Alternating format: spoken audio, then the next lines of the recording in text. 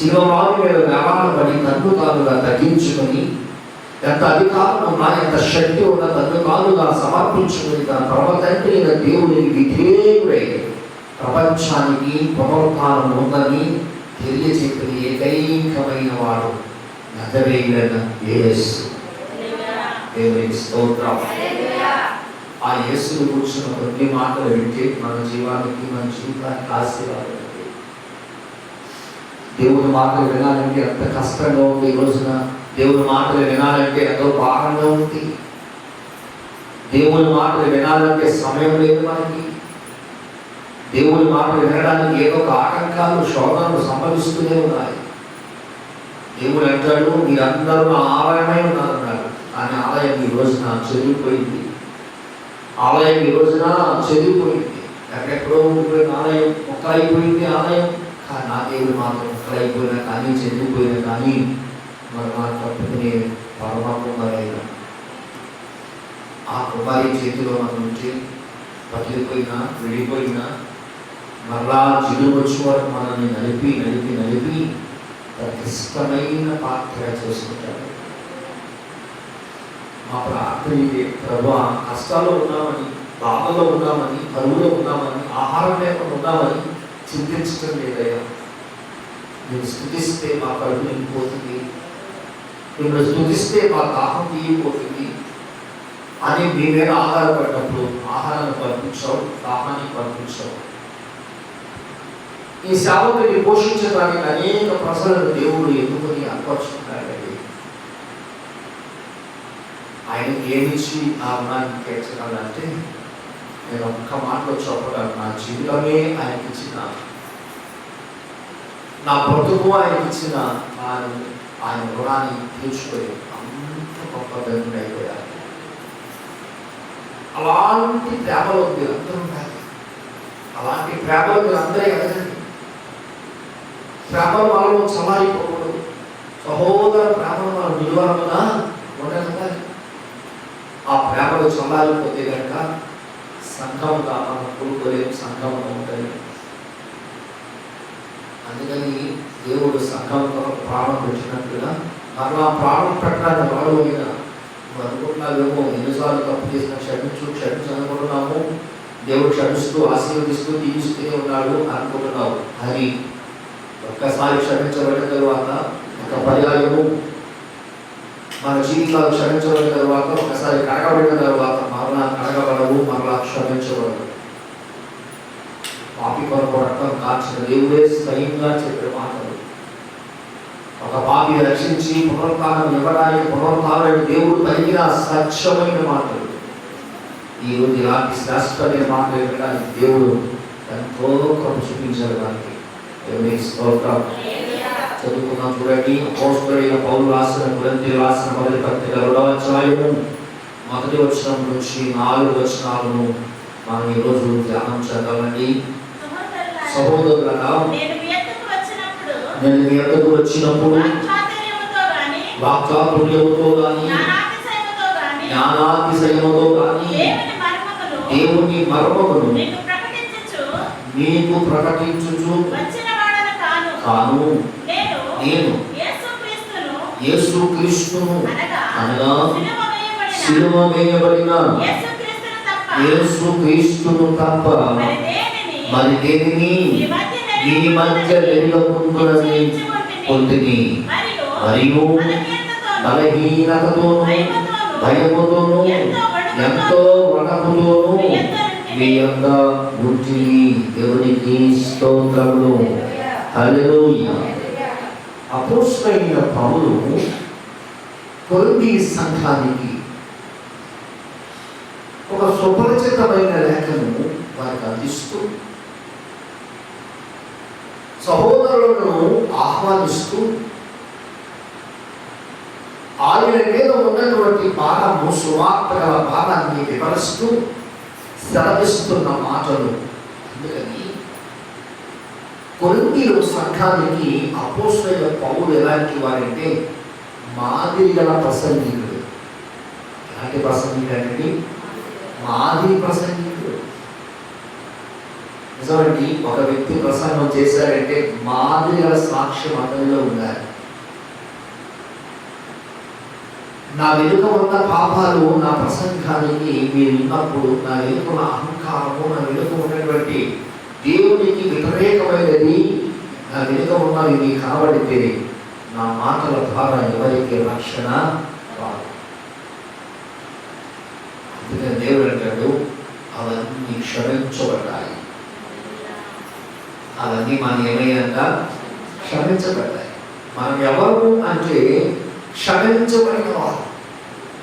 అందుకని పౌలు కొరింథీ సంఘానికి ఒక మాదిరి అయిన ప్రసంగాన్ని చేస్తూ మాదిరి ప్రసంగికుడిగా అందులో ఉన్నాడు. ఆ లేఖలో 2వ అధ్యాయంలో ఏమని పలకరిస్తున్నారంటే, సహోదరులారా ఏమని పలకరించాడండి? సహోదరులారా అని పలకరిస్తున్నారు. సహోదరుల మీద ఉన్న ప్రేమ, సహోదరుల పట్ల ఆయనకున్న ఆప్యాయత, సహోదరుల పట్ల ఆయనకున్నటువంటి మమకారం, ప్రేమ తను వాక్యములో చూపిస్తూ ఉన్నారు. క్రీస్తుని అనుగ్రహించి అనుభవించి పొందుకుంటూ యేసుక్రీస్తు ద్వారా ఏ ప్రేమనైతే పొందుకున్నాడో ఆ ప్రేమని సహోదరులకు వివరిస్తూ ఉన్నారు. సహోదరులారా అంటే ఆయన సొంత అన్నదమ్ములను పిలవలేదు. మరి ఎవరిని పిలుస్తున్నారు అంటే యేసుక్రీస్తు రక్తముతో కడగబడిన సంఘాన్ని సహోదరులారా అని పిలుస్తున్నారు. ఆయన పిలుపులో ఆత్మీయత ఉంది. ఆయన పిలుపులో ఆత్మ సంబంధమైన ప్రేమ ఉంది. ఆయన పిలుపు ఎవరికి కోపం వచ్చేది కాదు. ఆయన పిలుపు ఎవరికి నిర్లక్ష్యం ఉండేది కాదు. ఆయన పిలుపులో చురుకుదనం ఉంది. ఆయన పిలుపులో ప్రేమ ఉంది. ఆయన పిలుపులో ఎవరు కూడా మిమ్మల్ని ఎంత మాత్రం బద్దకించగట. ఆ పిలుపు వినగానే వెళ్ళాలని ఉత్సాహము, వెళ్ళాలని ఆతృత, ఆయన మాటలు వినాలని కోరిక, తపన ఆ సేవకుని పట్ల సంఘానికి కలిగిందంట. ఈ రోజున సంఘము కూడా దైవజనుని పట్ల ప్రేమ, ఆప్యాయత ఉండాలి. ఈ రోజు దైవజనుడు మాట్లాడతాడు, ఒకవేళ నా గురించి మాట్లాడితే, నా కుటుంబం గురించి మాట్లాడితే ఎంత బాగుంటుంది, మమ్మల్ని సరిచేయటానికి, మా లోపములు సరిచేయటానికి, మా కుటుంబంలో ఉన్న వేదనలు, మా కుటుంబంలో ఉన్న శ్రమలు, మా కుటుంబంలో ఉన్న కష్టాలు ఏమైనా గురించి మాట్లాడితే నా కుటుంబాన్ని రక్షించాలని ప్రభుకి ఇష్టమయ్యి ఈ రోజు మాట్లాడితే ఎంత బాగుండు అని చెప్పి విశ్వాసి దేవుని సేవకుని మాటలు వినాలట. పౌలు మాటలు వినడానికి కొరింథీ సంఘాలు పరుగులెత్తుతున్నాయి. ఎందుకో తెలుసా? పౌలు ఆత్మీయముగా పిలిచాడు. దేవునికి స్తోత్రం. హల్లెలూయా, హల్లెలూయా. అందుకని ఆత్మీయ సహోదరులు వాళ్ళు. ఎవరికండి? ఆత్మీయ సహోదరులు. అయితే ఆయన పిలుపు ఇక రెండవదిగా ఎలాంటిది అంటే దీనుడై. ఏమైంది? దీనుడై, దీనత్వముతో పిలుస్తున్నారు. తన్ను తాను అణుచుకొని, తన్ను తాను తగ్గించుకొని దీనుడై పిలుస్తున్నారు. ఏమంటున్నారు తెలుసా? సహోదరులారా, నేను మీ అంతకు వచ్చినప్పుడు వాచాతుర్యముతో కానీ జ్ఞానాతిశయముతో కానీ దేవుని మర్మముని మీకు ప్రకటించుచు వచ్చిన వాడను కాను. దేవునికి స్తోత్రం. వండర్ఫుల్ టెస్టిమనీ, అద్భుతమైన సాక్ష్యాన్ని పౌలు కొరింథీ సంఘములో నిలబడి మాట్లాడుతూ ఉన్నారు. వాచాతుర్యముతో అంటే అర్థం తెలుసా? గలగల మాట్లాడగల నోరు నాకు లేదు, అనర్గళంగా మాట్లాడే నాలుక నాకు లేదు. నా నోరు, నా నాలుక ఎలాంటివి అంటే మాంస్యము కలిగినవి, నత్తివారనై ఉన్నాను. నా నోరు మాట్లాడితే దుర్వాసన వస్తుంది. నా నాలుక మాట్లాడితే అపశృతులు కనబడతాయి. అపశృతి అయినటువంటి నా నాలుకతో దేవుని మాటలు నేను ఎలాగూ వర్ణించగలను అని చెప్పి దీనుడై తన్ను తాను నల్లక కొట్టుకుని, హృదయాన్ని మెత్తన చేసుకుని, మనస్సును మెత్తన చేసుకుని, తగ్గించుకుని దేవుని ప్రేమలో ఉన్నటువంటి మాధుర్యాన్ని విశ్వాసులకు పంచుతూ ఉన్నాడు. అలా ఒక గొప్ప దీనత్వము కలిగిన సేవకుడిగా తన్ను తాను తగ్గించుకుని, ఎంత ఎత్తుగా పౌలు ఉన్నా, ఎంత రావుగా ఉన్నా, పౌలు ప్రసంగించడానికి వచ్చినప్పుడు అంత మరుగుజ్జువాడైపోయినట్టుగా ఉండి ప్రసంగించాడట. కానీ ఈ రోజు ప్రసంగం చేస్తానంటే సూపర్ బాధపోతుండాలి, ఆ పైన డ్రోన్లు తిరుగుతూ ఉండాలి, కెమెరాలు తిరుగుతూ ఉండాలి, కనీసం 10,000 మంది అయినా ఉండాలి ప్రసంగికుడికి. పౌలు కొరింథీ సంఘంలో ఎంతమంది ఉన్నారు అని చూడలేదు, ఎంతమంది రక్షించబడుతున్నారు అని చూస్తున్నారు. ప్రభు మాటలు విని ఎంతమంది పాపాలు ఒప్పుకుంటున్నారు, పాపాలు విడిచిపెడుతున్నారని పౌలు కనిపెడుతున్నాడట. ఎంతమంది వచ్చారు, ఎంత సంఖ్య అని పౌలు చూడడం లేదు. అక్కడ ఆర్కెస్ట్రా వాళ్ళు ఉన్నారా, అక్కడ నా తోటి సేవకులు ఎంతమంది ఉన్నారు, ఎంత లైట్లు పెట్టారు, ఎన్ని కెమెరాలు ఉన్నాయి, ఎంతమంది ఈ రోజు అందరూ వస్తున్నారు, పురుషులంతా, స్త్రీలంతా, పిల్లలంతా, పెద్దలంతా, వృద్ధులంతా, ఎవరొస్తున్నా లెక్క లేదు. పౌరులకు కావలసింది ఆత్మల రక్షణ. దేవునికి స్తోత్రం. హల్లెలూయా. నేను వాక్చాతుర్యము లేని వాడనై, ఇంకా ఏమి లేదంటే జ్ఞానాతిశయముతో కానీ, అబ్బా నాకు జ్ఞానం ఉందని గర్వపడడం లేదు, జ్ఞానం ఉందని అతిశయపడటం లేదు, జ్ఞానం ఉందని గర్వించడం లేదు. నాలో ఎంత జ్ఞానం ఉన్నా, ఎంత గమాలీయులు పాదాల దగ్గర ధర్మశాస్త్రాన్ని నేర్చుకున్నా, నాలో జ్ఞానము ఆవగించంత లేదు. ఎంత తగ్గించుకుంటున్నాడండి, ఎంత తగ్గించుకుంటున్నాడు. దైవజనుని మీద కోపగించుకోవటానికి, సంఘం మీద కోపగించుకోవటానికి, వాళ్ళ మీద కోపగించుకోవటానికి ఎన్ని ఇబ్బందులు ఎదురైనా పౌలట భరించాలని ఆశపడ్డాడట. హల్లెలూయా. భరించాలని ఆశపడుతున్నాడు. అయితే ప్రాబ్లమ్స్ ఎన్ని ఇరుకులు ఇబ్బందులు వచ్చినా నేను భరిస్తాను, వాళ్ళనన్నీ నేను భరిస్తానంటున్నాడు. దేవుడి పిల్లలారా, జ్ఞానాతిశయముతో కానీ, నాకు ధర్మశాస్త్రం ఉందని తెలుసని, నేను థియాలజీ చేస్తానని, నేను గొప్ప థియాలజీ చేస్తానని, పెద్ద పెద్ద కాలేజీలో చదవాలని నేను ఎంత మాత్రము గర్వించలేదు. ఇంకేమంటున్నారని తాడవను, దేవుని మరణముని నీకు ప్రకటించుచు వచ్చిన వారను. సంఘాలు నిర్మిస్తున్నాడు, సంఘాలు పట్టుకుంటున్నాడు, దేవుడిని అప్పగిస్తున్నాడు, సాక్షాత్కారం పెడుతున్నాడు, అనేక అన్యులు మర్చిపెడుతున్నాడు, విగ్రహాలను మర్చిపెడుతున్నాడు, ఆయన తిరస్కరించిన వారు మర్చిపెడుతున్నాడు, ఆయన మీద కోపగించుకున్న వారు మర్చిపెడుతున్నాడు, ఆయన మీద కొట్టడానికి వచ్చిన వారి మీద దగ్గర వెళ్ళి దేవుని సువార్త ప్రకటిస్తున్నాడే. కానీ ఎవరి మీదనైనను పగతోనైనను, కక్షతోనైనను, ఈర్ష్యతోనైనా, అసూయతోనైనను సువార్త ప్రకటించలేదు. దేవునికి స్తోత్రం. అందుకని పౌలు కొరింథీ సంఘానికి ఏం కనబడింది అంటే దేవుని ప్రేమ కనబడింది. ఏ కనబడింది? దేవుని ప్రేమ కనిపించింది. నువ్వు నిలబడినప్పుడు నీ ప్రేమ కనిపించకూడదు. నువ్వు నిలబడితే నీ వ్యక్తిత్వానికి ఉన్న ప్రేమ కనిపించకూడదు. నీలో ఉన్న ప్రేమ, నీ వ్యక్తిత్వానికి ఉన్న ప్రేమ ఏం చేయాలంటే లైవ్ చేయాలి, కాల్ చేయాలి, తగ్గించేయాలి, అణిచివేయాలి, తొక్కేయాలంటే అర్థం ప్రేమ చెప్పాలంటే నువ్వు నిలబడినప్పుడు నీలో కనిపించవలసినది దేవుని ప్రేమ. ఏ ప్రేమ అనేది? దేవుని ప్రేమ. మనుషుల ప్రేమ కాదు, మందరముల ప్రేమ కాదు, తల్లిదండ్రుల ప్రేమ కాదు. మరి ఏ ప్రేమ అది? దేవుని ప్రేమ. దేవుని ప్రేమ, థియో ఆఫ్ లవ్, దేవుని ప్రేమ. దేవుని ప్రేమ కనిపించేటట్లుగా పౌలు తన్ను తాను తగ్గించుకొని, జ్ఞానమున్న జ్ఞానమును అణించుకొని, వాక్చాతుర్యమును గలగా మాట్లాడగలిగిన గొప్పతనంలో తన్ను తాను తగ్గించుకొని ఉన్నాడట. అంతేగాని నాలో జ్ఞానం ఉందని, నేను గలగా మాట్లాడగలని, అనర్కముగా మాట్లాడాలని దేవుని మర్మాలు చెప్పడానికి నీ మధ్యకు నేను రాలేదు. ఎందుకు వచ్చాడు పౌలు? నశించిపోతున్న కొరింథీ సంఘాన్ని, నశించిపోతున్న కొరింథీ సంఘములో యూదులను, నశించిపోతున్న కొరింథీ సంఘములో ఆయా ప్రజలను రక్షించడానికి పౌలు తనకు తానుగా కంకణముగా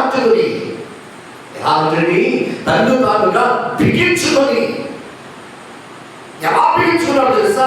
నరములు తెగినట్లుగా బిగించుకొని, ఎముకలు ఇరిగిపోయినట్లుగా బిగించుకొని సువార్త ప్రకటించడానికి వెళ్ళినప్పుడు ఆ బిగింపులో నరాల నుండి వచ్చిన బాధ, ఆ బిగింపులో ఎముకల నుండి వచ్చిన బాధను తట్టుకుని సువార్త ప్రకటించాడట. అయ్యో సాయంత్రం అవుతుంది, ఇంటికి వెళ్ళాలి, భోజనం చేయాలి, అయ్యో మధ్యాహ్నం అవుతుంది, ఇంటికి వెళ్ళాలి, భోజనం చేయాలి అని ఆలోచించకుండా సువార్త ప్రకటించిన వాడు పౌలు. అందుకని అతను ఎవరంటే అపోస్తలుడైన పౌలు. దేవుని స్తోత్రం. తన జ్ఞానముతో, తనకున్నటువంటి అనర్గళంగా మాట్లాడగల నోటితో, నాలుకతో దేవుని మర్మాన్ని బోధించలేదండి.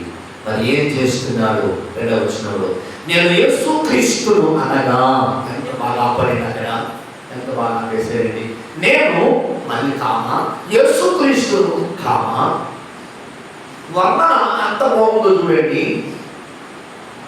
పౌలుకున్న భావన ఎంత అందంగా ఉందో చూడండి. పౌలుకున్న ఆత్మీయత ఎంత కౌగిలించుకోవాలని ఆశపడుతున్నదో చూడండి. దేవుడి పిల్లరా ఎంత బాగా చూడండి. నేను అనగా అపోస్తలుడిగా పిలువబడిన నేను, సౌలైన నేను, పౌలుగా మార్చబడిన నేను అని చెప్తాంటాడు. యేసుక్రీస్తును అనగా ఎవరంటే? యేసుక్రీస్తును అనగా యేసుక్రీస్తులో ఉన్న భావాలను వెలికి తీస్తున్నాడు పౌలు. యేసుక్రీస్తులో ఉన్న భావాలను సంఘానికి వివరిస్తున్నాడు. యేసుక్రీస్తులో ఉన్నటువంటి ఆ గొప్పతనాన్ని సంఘానికి వివరిస్తున్నాడు. ఎవరు ఆ యేసుక్రీస్తు అంటే సిలువ వేయబడిన యేసుక్రీస్తును తప్ప ఎవరంటే అయినా సిలువ వేయబడిన యేసుక్రీస్తును తప్ప, సిలువ వేయబడిన యేసుక్రీస్తుని గూర్చి కానీ, సిలువ వేయబడిన యేసుక్రీస్తుని గూర్చి తప్ప నేను ఎవరి గురించి మాట్లాడను.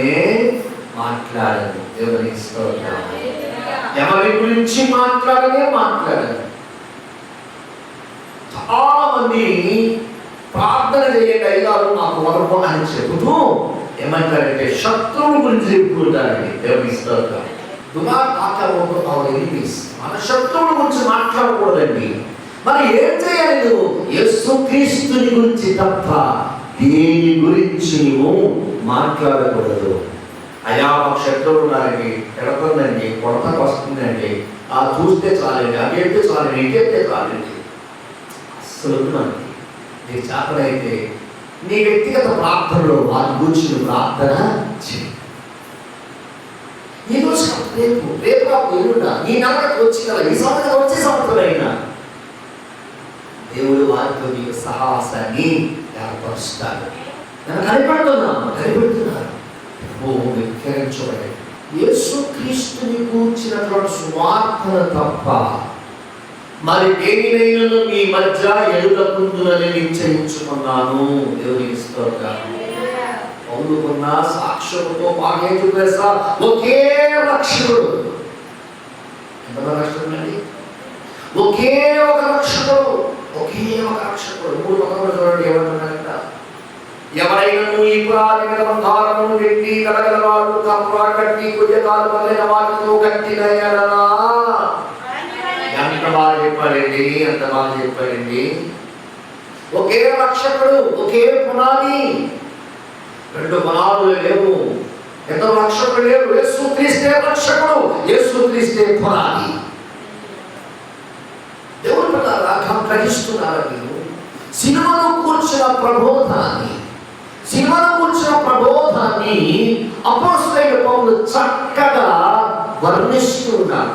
చూడండి, చిన్న పిల్లలకి మన ఇంట్లో చిన్న పిల్లలు కట్టుకొని ఇస్తే వాడికి తినడం వాళ్ళ పక్కతో వాడు చేస్తాడు. ఎందుకంటే అది బలవాళ్ళ సంగతి వాడికి తెలియదు. అప్పుడు మనం ఏం చేస్తామంటే వెంటనే ఆ పక్కను ఒలిచి వాడి కొంచెం వాడికి ఏం చేస్తాము? తినిపిస్తూ ఉంటాం. అపోస్తలుడైన పౌలు కూడా కొరింథీ సంఘానికి మన పిల్లలకు అట్టిపండు ఒలిచి తొక్కను ఒలిచి ఎలా తినిపిస్తామో దేవుని వాక్యాలు కూడా పౌలు సంఘానికి వివరిస్తూ తినిపిస్తూ ఉన్నాడట. ఈ రోజున వాక్య ధ్యానంలో మనం ఉన్నాము కనుక ఒకే రక్షకుడు యేసుక్రీస్తు, ఒకే పునాది అయిన యేసుక్రీస్తు మీద మనం ఉండాలి. అందుకే నేను నిశ్చయించుకున్నాను అంటున్నారు. మూడవదిగా అపోస్తలుడైన పౌలు మూడవ లక్షణం తెలుసా? విధేయత. ఏంటని? విధేయత. మూడవ చూడండి. మరియు బలహీనతతోను భయముతోను ఎంతో వనరుతోను మీ యొక్క నేను ఎవరండి చెప్పండి. బలహీనతలో ఉన్నాను, భయముతో ఉన్నాను, వణికిపోతూ ఉన్నాను. నీ మధ్యన ఉన్నాను అంటే ధైర్యముతో కాదు. ఎవరికి స్తోత్రం. నేను కూడా ప్రసన్న చేసే ధైర్యంతో చేయలేదండి. నా హృదయం వేదనకు గురైపోతుంది, నా మనసు మొక్కలైపోతుంది, నా మనసులో తెలియని వేదనని వెంటాడి కొన్ని నిద్రలేని రాత్రులు, ఆకలేని జీవితాలు గడుపుతున్నాను. దూపులాగా ఏమి మాట్లాడిన మనిషిని అపార్థం చేసుకుంటున్నారే కానీ ఈ వాక్యం ద్వారా సరి చేసుకోవాలి. అందరికీ వాక్యానుసారమైన తెలివిని, వాక్యానుసారమైన జ్ఞానం, వాక్యానుసారమైన బుద్ధిని, వాక్యానుసారమైన విధేయతను, వాక్యానుసారమైన పరిశుద్ధతను మీరందరూ కలిగి ఉన్నారని మీ అందరికీ వందనాలు తెలియజేస్తున్నాను. ఇదేమి చెడు కాదు, ఇదేమి అలక్ష్యము కాదు, ఇదేమి నిర్లక్ష్యము కాదు, ఇదేమి విమర్శ కాదు. దేవుని వాక్యంలో ఉన్న దేవుని పరిశుద్ధ గ్రంథంలో 66 పుస్తకాలు నిన్ను నిన్ను నిన్ను నిన్ను విమర్శించడం లేదు, మేల్కోమని చెబుతుంది. ఇది విమర్శించే గ్రంథం కాదు, నీవు పాపిని అని చెప్పే గ్రంథం కాదు. ఎవరు పాపి ఉన్నాడు వారిని ప్రేమించే గ్రంథం. మనం ఎవరిని పాపి అని చెప్పడానికి చాలానే చాలా. దేవుని గ్రంథము కూడా చెప్పలేదు, మనుషులు చెప్పారు. కానీ యేసయ్య ఎప్పుడు కూడా నువ్వు పాపి అని చెప్పలేదు. ఏం చెప్పారు సార్? నీ పాపములు క్షమించబడ్డాయి. ఆమె చెప్పలేదు. మన పాపములు ఏమయ్యాయంటే క్షమించబడ్డాయి. అందుకని తనను తాను తగ్గించుకొని తన యొక్క అర్హత గల స్థితి ఏమిటో త్యాగతవం చేశాడు కొరింథీ సంఘంలో పౌలు. తన స్థితిని ఎదిగిన వాడై తను ఏ పరిస్థితిలో ఉన్నాడో చక్కగా సంఘానికి అర్థమవునట్టుగా చెప్పారు. ఘోరమైన సంగతులను, మర్మములను వారికి బోధిస్తూ చక్కగా వదిలిచి వడ్డిస్తున్నారు. అందువలన ఆ సంఘంలో ఎలా ఉన్నాడంటే బలవంతుడే కానీ బలహీనతగా ఉన్నాడు. ఇక ఎలా ఉన్నాడు? ధైర్యవంతుడే కానీ ఎలా ఉన్నాడంటే భయంతో ఉన్నాడు. ఇక ఎలా ఉన్నాడంటే నిలబడగలిగిన వాడే కానీ ఎంతో వణికిపోతున్నాడట. ఎందుకో తెలుసా? సంఘము కట్టబడింది యేసు అనే పునాది మీద కట్టబడింది. ఇది చెదిరిపోకూడదు, ఇది పాడైపోకూడదు, ఇది ముక్కైపోకూడదు. ఈ సంఘాన్ని కట్టిన వాడు యేసు క్రీస్తే. అందుకని పాడవకూడదని వాళ్ళ మధ్య ఎలా ఉన్నాడంటే బలహీనుడిగా, భయముతోను, ఎంతో వణుకుతోనూ ఉన్నాడట. దేవునికి స్తోత్రములు. హల్లెలూయా. తన అర్హత స్థితిని ఏటతలం చేసి సువార్త ప్రకటించాడు. యేసు క్రీస్తు ఎలా ఈ లోకానికి వచ్చాడు, ఎందుకు వచ్చాడు యేసు, ఏమైపోయాడు యేసు, ఎలాంటి స్థితిని మళ్ళా మనకి ఇస్తానంటాడు, అవన్నీ క్షుణ్ణముగా వారికి తెలియజేసి సువార్త ప్రకటించి పునర్జీవమును, జీవమును, పునరుత్థానమును వారికి అనుగ్రహించి దేవుని గురించి వారి మధ్యన సహోదరుడిగా మిగిలిపోయాడు. నీవు మనందరం ప్రభు సన్నిధిలో సహోదరులుగా ఉన్నాము, ప్రేమ కలిగిన వారిగా ఉన్నాము, తగ్గించుకొని ఉన్నాము, విధేయత కలిగి ఉన్నాము.